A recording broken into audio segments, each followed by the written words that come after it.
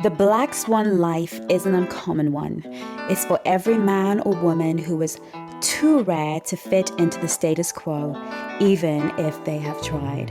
It's about love, life, faith, and money in a way that honors our uniqueness in a world of conformity. I firmly believe that when any area of our lives goes into crisis, we must examine the relationship we have with that thing, place, or person to restore the balance that fuels recovery and prosperity.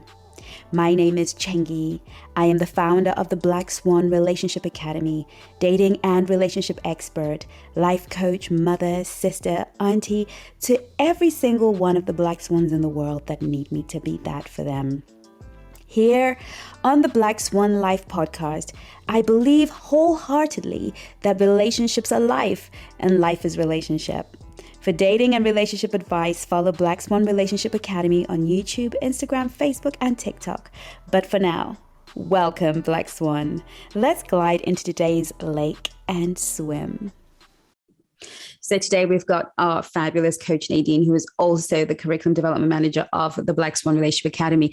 And as promised, I said I would bring on the girls, the Black Swan coaches. And today we really wanted to have a conversation about how Coach Nadine had to unlearn some really common things, especially one thing in particular. We may segue into other bits of the conversation that really was important to her healing journey, and that has created the beautiful Black Swan that we all know as Coach Nadine, who is somebody we all look forward to her videos, we look forward to her education, and we just adore her. And that wasn't obviously an overnight thing. There's a lot of healing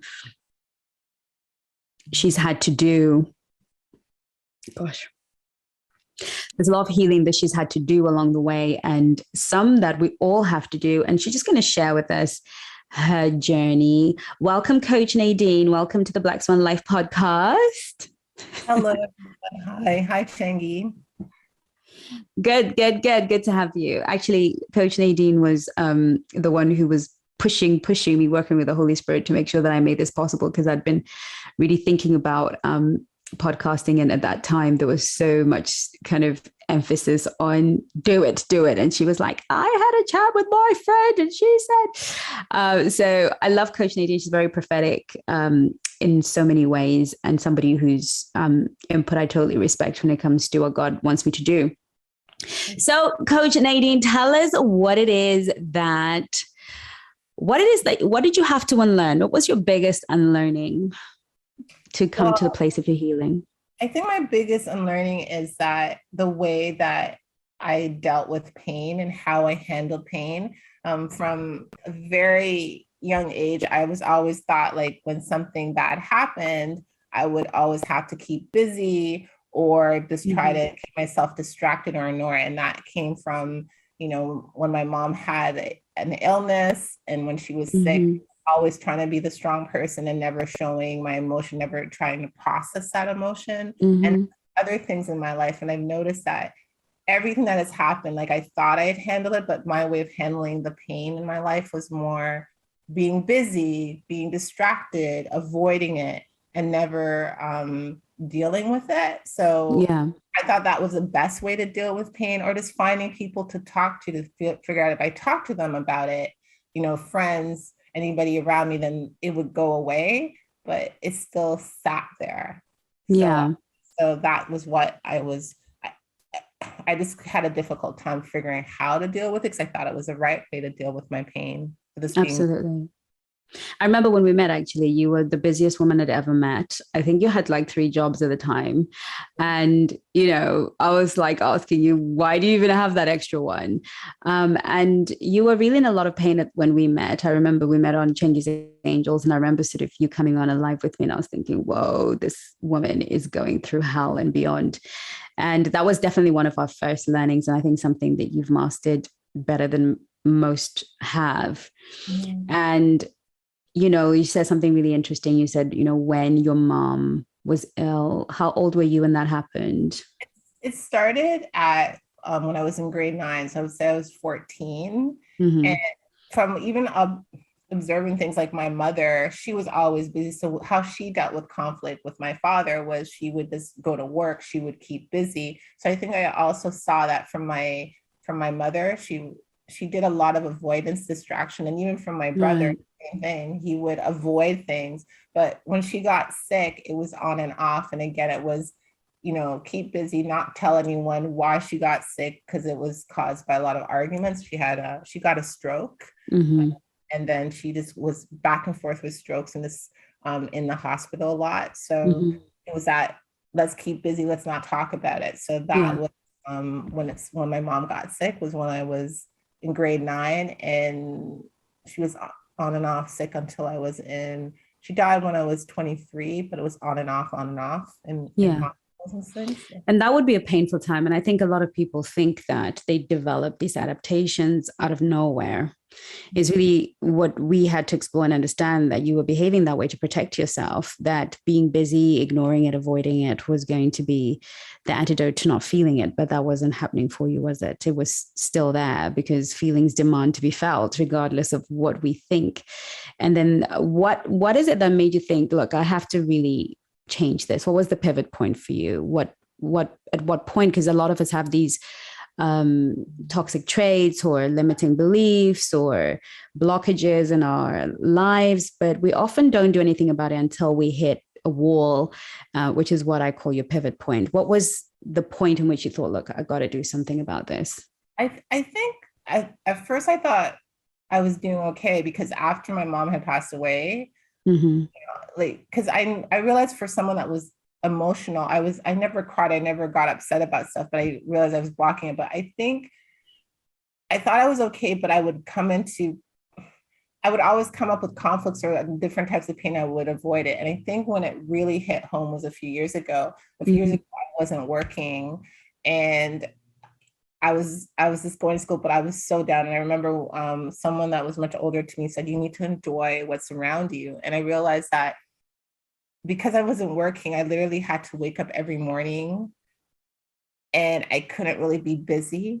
I had to sit in everything from what I was dealing with that moment with not working, and all the things that happened in my past actually just came like a flood, like, because what was happening, because I was so busy, I was so distracted. And again, I tried to, even when you met me, I tried to still keep busy, but it wasn't as busy as you thought I was busy, but before I was really busy. So to me, that was so light, but I was trying to search for other things to do to get rid of that pain, because as I sat still, I was like, why are these things rushing for? Like, why are they rushing to me? And I couldn't figure it out. And I had a therapist, and he would say, let's talk about the past. And I'd be like, I can't remember it. But then as I sat, things started coming, because I had blocked things off. I had become distracted. And then it was actually when, because, for the coaches, we also have to go through our training and our, you train us. And when I was taking courses with you, and even like soulmate attraction, those things, I actually had to sit, and I actually had to process it. And I remember you said, you have to sit in it. And I was like, I don't want to sit in it, because it was too overwhelming. And that's when it was really, I think it was hard for me to sit in it, because some of the things that I was thinking were very dark, were very mean, and I was like, that's not me. I was angry. It was all these things that I never wanted to feel. It was overwhelming, and I didn't feel comfortable feeling those feelings, because I always avoided those feelings, right? So imagine you sitting and you're feeling anger, and sometimes, especially I believe battery. If you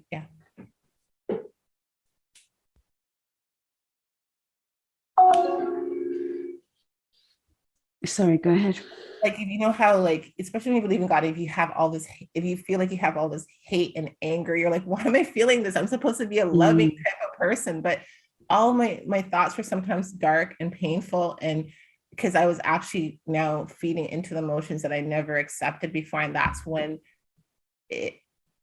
I noticed a change. It was when I stopped doing things. I was forced to stop doing things. And then I had to cut back more. And the more I cut back and started sitting in silence, the more that was a change. And it was interesting. The more I sat back, I actually got better because I had to sit there. And then that's when I found a job in the day to work, and I did stuff, and I realized I don't want to be busy as much because the busy was avoidance. Yes. And it was actually not allowing me to heal. So that was a pivotal. It's like me not working, me being forced to sit still and sit in it. And you always used to say you need to sit in it. And I didn't want to sit in it because then I didn't like it.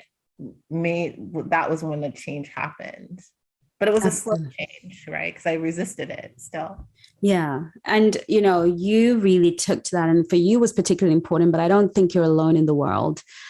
I see this all the time. And I think what you are really describing a lot of people's COVID experience. I think that a lot of relationships went into crisis. A lot of people went into depression, and mental health was broken because for the first time in all of our lives, we had to learn to live and sit in our truth, in our pain, in the reality of where we were. Relationships needed to really show their true colors. Couples were living together, resenting each other, having contempt, but still you just get up and go to work for most of the day and just suffer it for a little while. But this time you had to be in it, And I think at some point, I always say to my clients, you've got to pay the piper. You pay now, you pay later, but you got to pay. And when you pay later, usually it's with interest. So you kind of went through the COVID solitude moment prior to everybody else, really. So what did you learn to do instead? What did you learn to do? If you couldn't avoid it, what was the way forward for you? And how was it for you? What was the experience like for you? Well, at that time too, I realized that I was highly sensitive because I was so emotional. And that was another thing. I didn't like the fact that I was emotional, but I realized I was highly sensitive because I was always taught emotions were not good, being too sensitive was good. So when you said what I had, because you asked me what I had to do, right? And I literally had to sit in it. I literally had to do an ugly cry. I literally had to shout. I literally had to take some time and say, okay, because it wasn't working when I tried to talk to other people about it because they thought I was either being over dramatic or, oh my goodness, she's just being dramatic. Because my emotions were, imagine when you hold everything in, your emotions are going to go from 0 to 180, because if people are looking on the outside, they're going to be like, wow, what's wrong with this person? She's over dramatic. So I literally had to sit silent, reflect. I had to start journaling. Like I'm still not good at it because I tend to like to leave voice notes and leave it on my phone. But then when I try to play them back, they sound so dark and so like, they're so terrible. But start journaling, start reflecting, start asking myself when I'm feeling I tend to now ask myself when I'm feeling a certain way, why is this triggering me? Why is this bothering me? There has to be something, because you had taught me, like there has to be something that I haven't, that is kind of bothering me to feel this way. You know what I mean? So it's like kind of, I'm now exploring and investigating and kind of peeling those layers of why, instead of me just trying to avoid that and say, okay, well, let me just take up a class or go somewhere or like find another job. Like it's sitting there and sometimes it's just being silent. Sometimes I'll just be there and I'll talk it out. I'll pray, I'll journal. And sometimes I just like, if I feel very, very crappy, I'll just cry it. I'll cry it out. I'll just cry it. And I'll be like, I'm feeling this way. I'm allowed to feel this way. It's okay. And not punishing myself if I'm too emotional about it, because and I find it's actually, I feel like I'm a different person the way I process. And I'm also very open with my emotions. I was the type of person, when you say, how do you feel? I would always give you a reason or tell you an explanation. I wouldn't tell you that, no, I'm angry, or I feel hurt, or I feel sad. I would always give you, well, you're supposed to feel this way and I should be doing this. No. So acknowledging my emotions, even if they don't look right. Right. And that takes a lot of courage. I think that people believe that expressing, processing, crying it out, talking it out, acknowledging it first and foremost, giving yourself permission to feel it, being compassionate with yourself, ugly crying, calling a friend. People think, oh my gosh, that's just so weak. Just letting your emotions flow is weak. But in truth, it's actually weakness to repress it.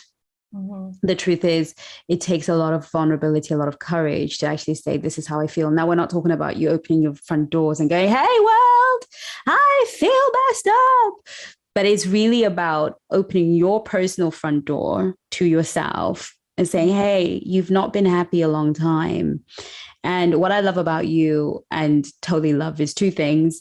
You will share when you're not feeling good. I will see a voice note and I'll be like, yep, something's off with Coach Nadine. Or I know you really well. We've worked together for so long that even when I see a text and the tone is not quite you, that I know things not right. And you're part of this coaching community that's really loving and we take care of each other. So, one of the things I love and the biggest miracle in your particular life is I think during the course of us working together in terms of you as a client and now you as a coach and part of the curriculum and the head of curriculum development at the academy, I have seen you transition, lose friends, and gain new friendships. And what was really interesting is I don't think you observed the shift.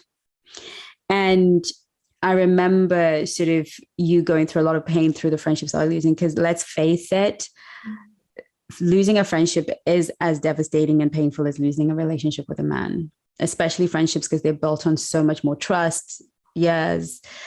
We're a lot more vulnerable with our friends than we probably would be with a man.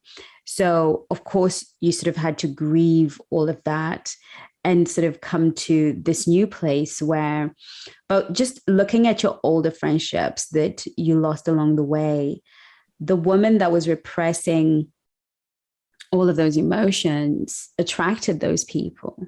Mm-hmm. Mm-hmm. Right? And they just couldn't hang around past the woman who wasn't prepared to always be in service to other people's emotions, because that was some of your protocol. And that's part of how we keep ourselves distracted, especially as coaches.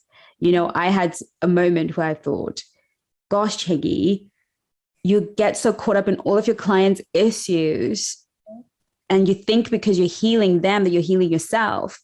But that's only partly true. You've got to look at your mess, right? And sometimes we can do that. And sometimes we're friendships like that, where we are codependent because it's easier. It's easier to be the person who's on the other side of the phone taking everybody's problems. It's easier to be the one that people run to. It's easier to be the one people are leaning on. And then the day we heal and we're thinking, hey, can I also use you for the same stuff you used me for? Guess what happens? They find a way to exit out the door, because that energy can only ever attract people that are ready to take, right? So for you, that's my take on your friendships. And I think your biggest manifestation from doing all of this work was, I see you now surrounded with Black Swan coaches who care about you deeply, excited about you coming to London and all of this fun stuff. And Yvonne's talking about, oh, when Nadine comes, I'm going to give it her whole day. And everybody's so excited. And I know this is a new thing for you, and it wasn't a smooth sailing journey either. Making new friends is never easy. But what's your take on how you learned to sit with pain, evolved and changed your relationships? And how was that journey for you?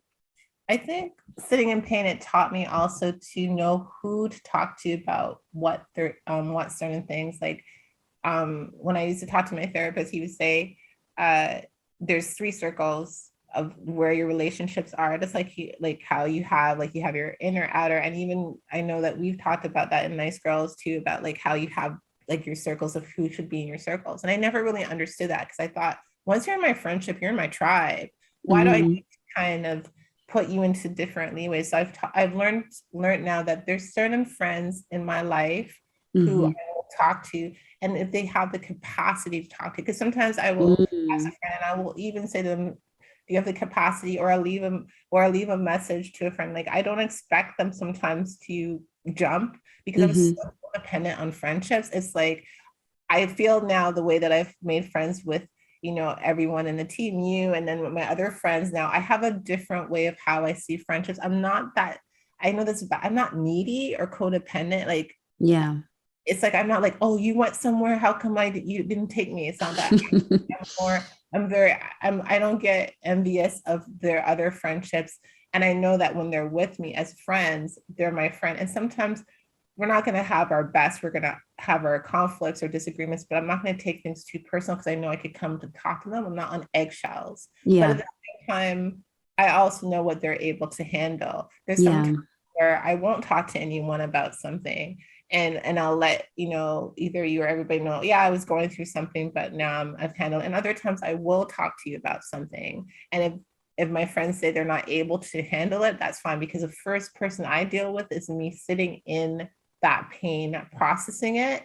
And then from there, if it's still bothering me, talk to someone. Even when I talk to a friend, I come back and I still process it. Yeah. And it's not always their end all be all. I think about what they've said to me, and I've actually sit in there and I think about it. And I'll talk to God, I'll pray about it too, and I'll think about what was said, but it always comes back to me. So it's not like I'm codependent on them. And I think by me learning to sit in that pain, that has helped, because now I'm not like, oh dear, that friend that is like, oh, she's calling with another problem. Here it goes. Here she like, I don't want to be a friend that always has some kind of story to say. I want a friend that could listen. I want a friend, I want to be mutual, where we have that reciprocal relationship, Yeah. and not always be like, oh, she has a problem again. I don't know what I mean. Yeah. It should be equal, Yeah.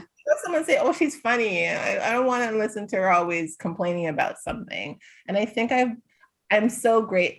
It's interesting that old friendship and the friendships that have ended, they needed to end because Mhm. I was a different person. Yeah. And I do like I like the person I am now. And I love the idea that I will always be healing, because I feel like I'm my new self now. And those friends I had, they wouldn't have been able to last, because I'm different. How they met me, I was broken. I was always complaining, and they were used to that. But I Right. think the friends I have now, it's like they got the better deal because now I'm in a better place, Yeah. right? Yeah. So, and it's And can you see the parallel between your friendships and the relationships you were having prior? mm, And kind of when I see that, because how we do one thing is how we do everything. And all your exes met that girl, yes, yes. right? And what I love is when I sit here listening to you, I think, gosh, Nadine's husband is going to be the luckiest man on the friggin' planet, because he will be one of the few men that have the opportunity of actually having the job of loving you, not fixing Mm, you, not being on the receiving end of whatever is ailing you that day, because he's going to have a wife who's going to be able to sit down, process her feelings, acknowledge her feelings, know what her feelings are, accept her feelings before she projects this self rejection onto him. You never listen to me. You don't care how I feel. Well, you don't care either. yeah. Sometimes we get married, we have partners, and we accuse them of not caring how we feel. But then we never really stop and think, well, when have I ever cared how I feel? I've been avoiding, repressing, denying, disowning, rejecting my emotions. Now, all of a sudden, this other human with their own issues has to come and deal with me, right? And deal with the stuff I don't want to deal with. If I don't want to deal with it, why would he want to deal with it? Right. Mhm. So when I hear that, I know that your husband is going to be beyond lucky. Oh, thank you. He will, because his work is pretty much done. He just has to maintain this place and never give you cause to go back into your shell. He just has to be the one that waters it and make Yeah. sure that it blossoms, right? And can you imagine being found by your husband in your old season before you'd learned to handle your pain? Can Oh you my, just imagine that? it would have been terrible, because I look at all the exes that I've had and I realized that I wasn't my best self. And even the last ex I had, I realized that I was growing and that person wasn't. And I couldn't stay with that person, because it's like he did not understand and get me. And I wasn't able to express my emotions, because I was so used to keeping everything. And that's why I always tell the clients when we talk about something, like I have those different ranges where you've seen me where I'll talk a lot and other times I'll be very quiet. But when I talk, it's because I have something to say. I need to express it. And then if I'm quiet, it's because I'm just kind of analyzing. But I've always been, if you have something on your mind, say how you feel, express how you feel, and don't hold it in, right? So like with that last relationship, I never felt heard. I never was able to express my emotions. I felt like I was all the healing I was doing, I felt like I was going backwards because he was just not that person who was used to listening to emotions and listening. And that's fine. Everyone's different. Yes. I need someone that's able to listen to me and able to do that. And if that person wasn't the right one, then there's someone out there for me. And we just mutually ended it, right? Which is fine. But I love that.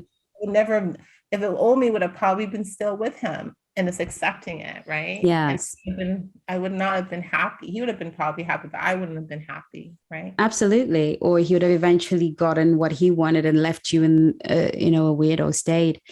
But we're talking earlier before we went live that you also had some secondary learnings during this time, because you said learning to sit in pain also allowed all the other two things to flourish in my life. Can you share what some of those other two things are that flourished? Yeah, it was also the acceptance of others and and allowing others to make me feel worthy. Because now when I'm sitting alone and being by myself, I'm not getting that validation from others anymore.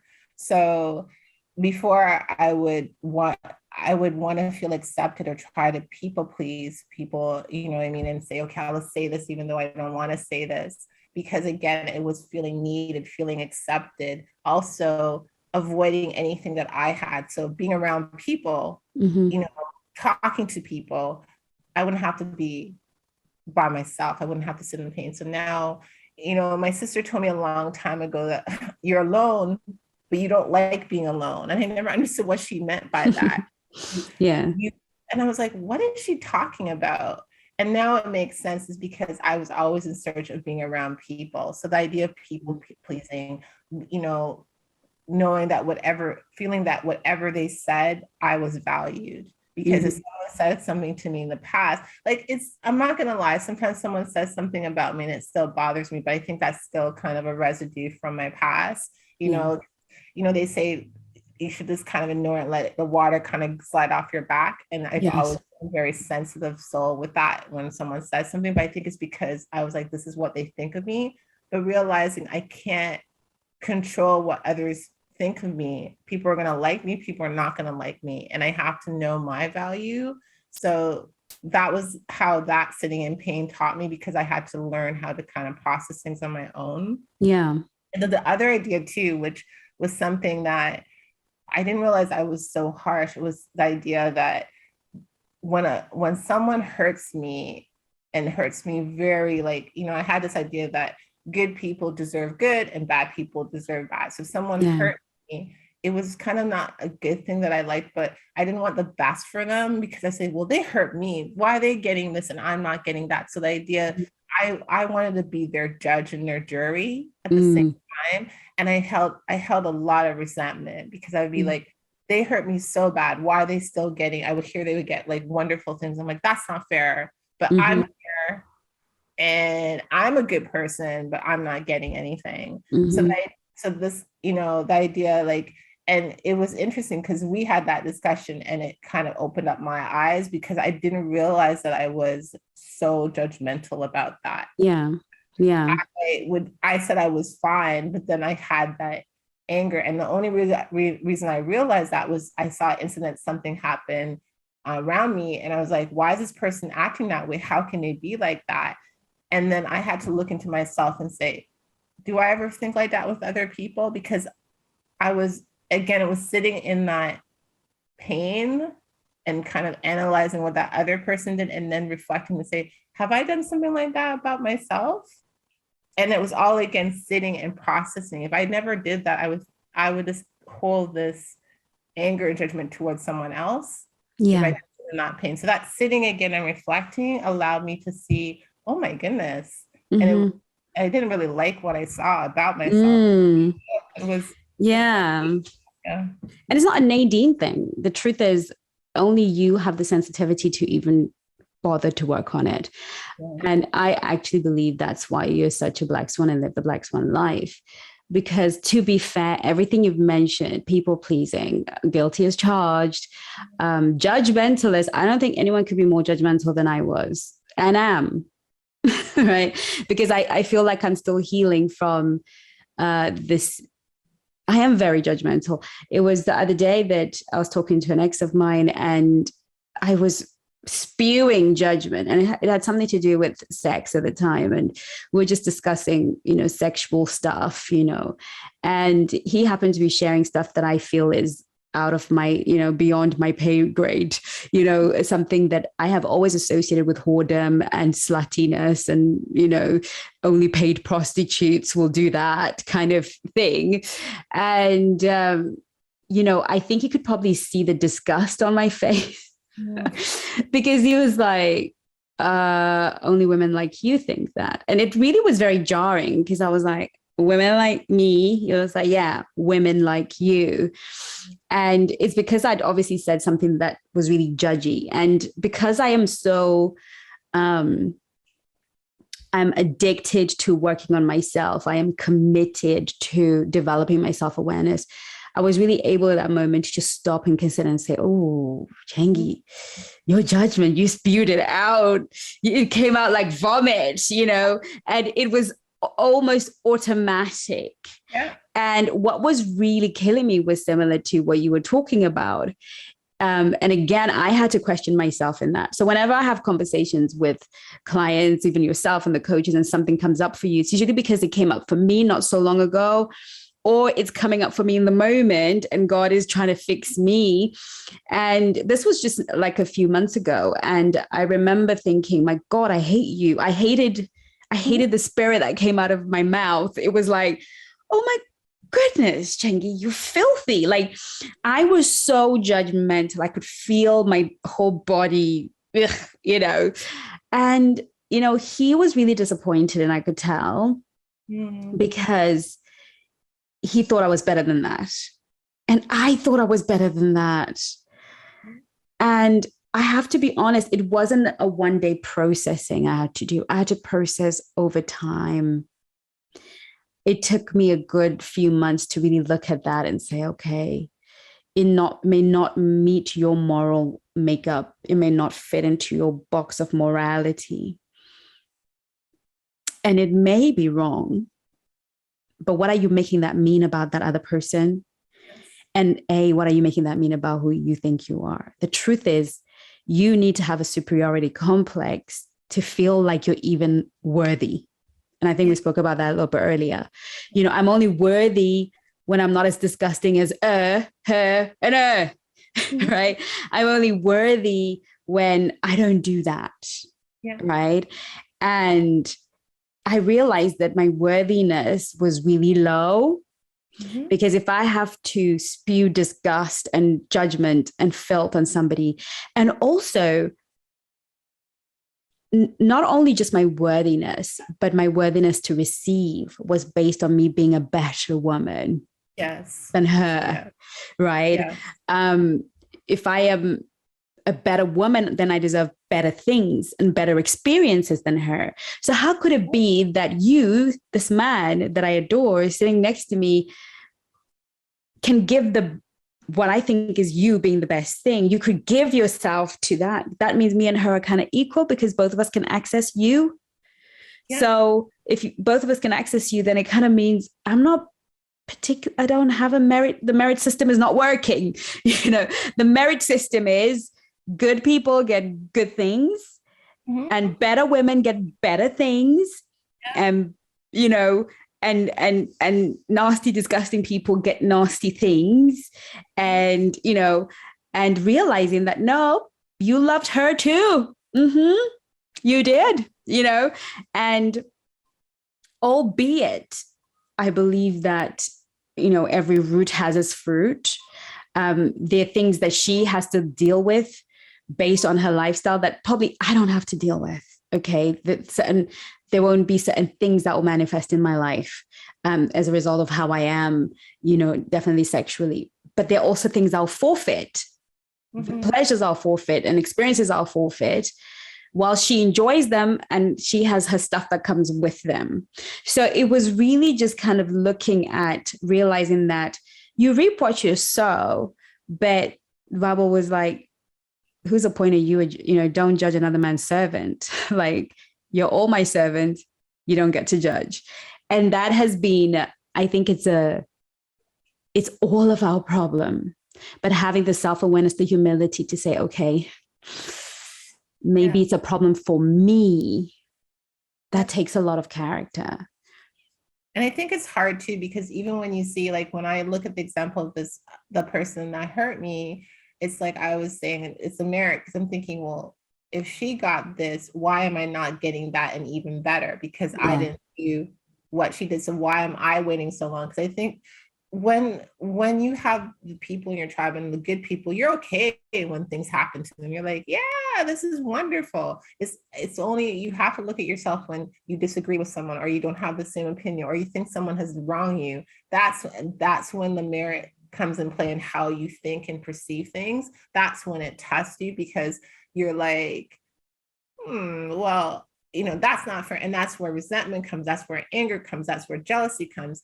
And then, you had an interesting point when we were talking about this. It's like you then see things happening to you, and you're like, why is this happening to you? But then you're realizing it's like the reap what you sow. You have to look into your heart and say, is there something I'm doing? Because like I said, I think I'm great, but there might be someone out there who might not think I'm a great person. No. Thinking the same attitude that I might be thinking about someone else, and I'm like, I'm fine. So it's how people perceive you and what they think of you, and how and what you may have done to them they may have thought was bad, but you thought it was okay. So you were just living your life, right? You were just living your life. And she's just living her life. And same thing with my girl that I was looking down on and judging. She was just living her life. She had no intention. She didn't even know I'd exist. She didn't even know that I would be. She doesn't even know I exist. But all of a sudden, I make her my problem because I've got a problem, and like you said, there are probably women out there who think I'm the worst human possible. Probably women out there who can't stand me. In fact, it's not probable. It's for sure there are people out there maybe that I didn't take the time to say hello to at an event and think I'm a snob or don't care. People who've probably sent me emails that I didn't respond to or didn't get around to responding them, who probably think I'm a snob or who feel hurt. There are probably people in my DMs right now who feel hurt and unheard.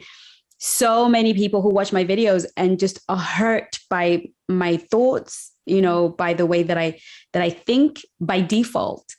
And if I were to be judged on their judgment on what I deserve, I would be in a cave somewhere, fending for something to eat.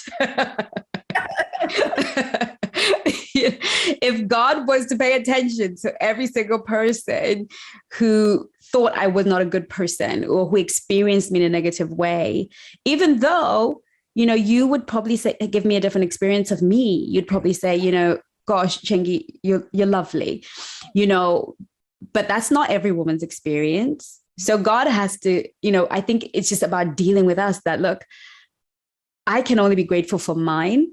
I can only be patient for mine. I can only be hopeful for mine. But while I'm at it, I'm going to work on my worthiness for it, and I think some of this projection that we do of how dare she have what I want when I'm such a good human is just our frustration at waiting. Sometimes I remember a friend of mine a long time ago, I was going through crap. I was broke, busted, disgusted, messed up. And it just felt like she was on an upward trajectory. I mean, hello, everything good that could happen to a human being was happening to her.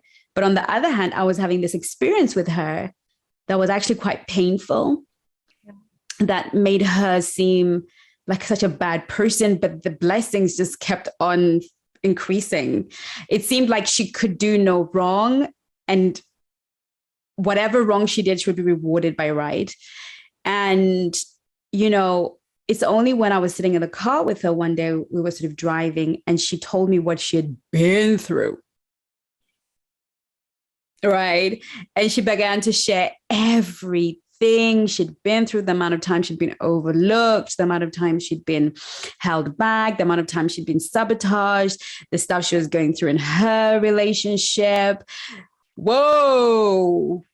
It totally dwarfed everything. And I realized that she was in the harvest season. And when she was, you know, sowing, I was probably harvesting. I was probably going through my good times. So, you know, understanding the times and seasons of God. And, you know, she has done really well. She's had her bumps, her whatevers, but it's really good to see her fly high and do really well. But now she gets to witness me rising, right? And becoming what I am. And I'm sure there are times where she probably thinks, what? Right? Because I didn't stay in contact with her. I just moved on. I got on with my life. And she probably feels hurt, but it's not even personal. It's just life. And I'm interested when I watch the dynamic, because my soaring right now, she's having to look at it from her, you know, there's something that I heard that you're the top of one person's mountain is the base of another's.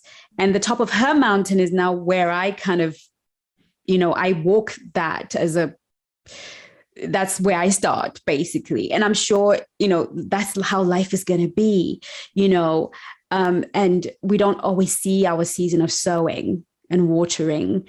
We just see other people's harvests and we think, but they're evil, right? They're not good people. But the realms of the spirit operate on reaping and sowing, right? Seed time and harvest time.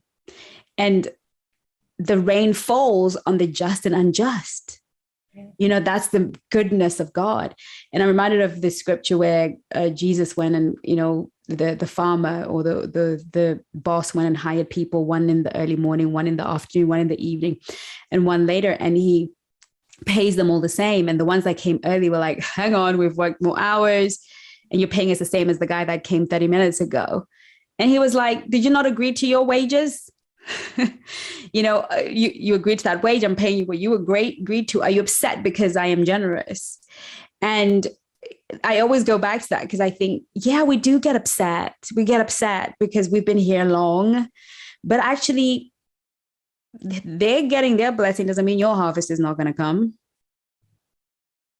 You know, it has nothing to do with your personal harvest and the fact that when your harvest comes, it may be glorious or it might be sedate, but it's going to feel right for you and it's going to be your joy and it's going to move you onto a different path.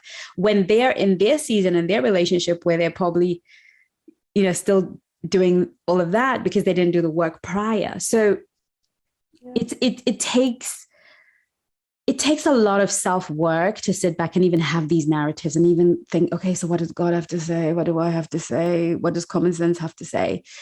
And a lot of unlearning. But, you know, jealousy is real. Envy is real. Comparison is real. And these are all the things that we need to unlearn and find peace. So what can I say? Is there anything you wanted to add to that before I just wanted to say that, and you just added on that and it's right, we look at the end goal of people, but we never look at the journey. And I also want to say too that God has created us as unique beings. So what your purpose and my purpose, we have unique roadmaps, what we're supposed to do, and we may intertwine, but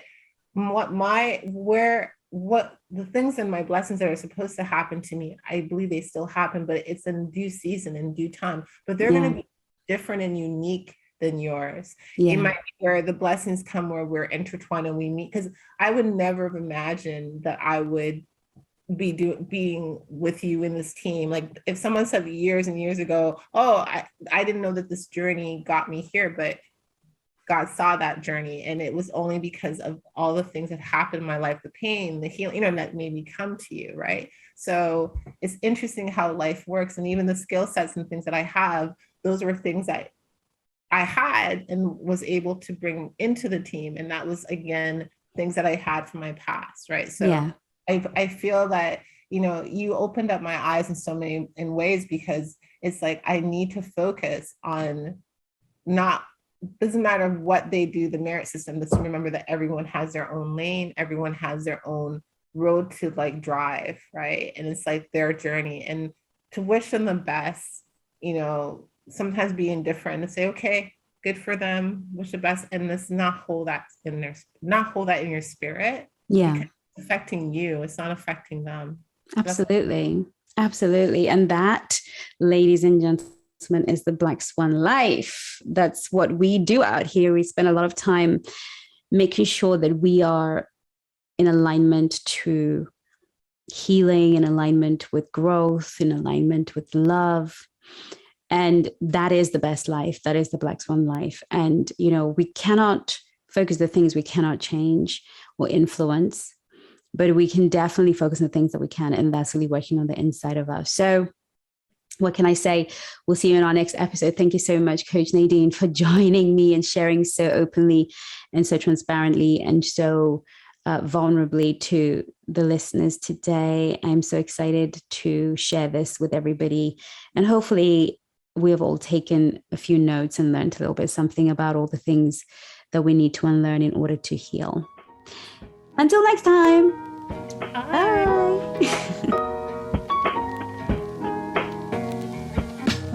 Thank you so much for listening to the Black Swan Life podcast and joining myself and my guests here. And do not forget to go to the blackswanrelationshipacademy.com for any of your relationship needs, married or single. We're here for you to support you. My coaches and I will be happy to. And of course, follow us on YouTube, Black Swan Relationship Academy, Instagram, Facebook. You will find Black Swan Relationship Academy on all of your social handles. And we will love to continue this conversation.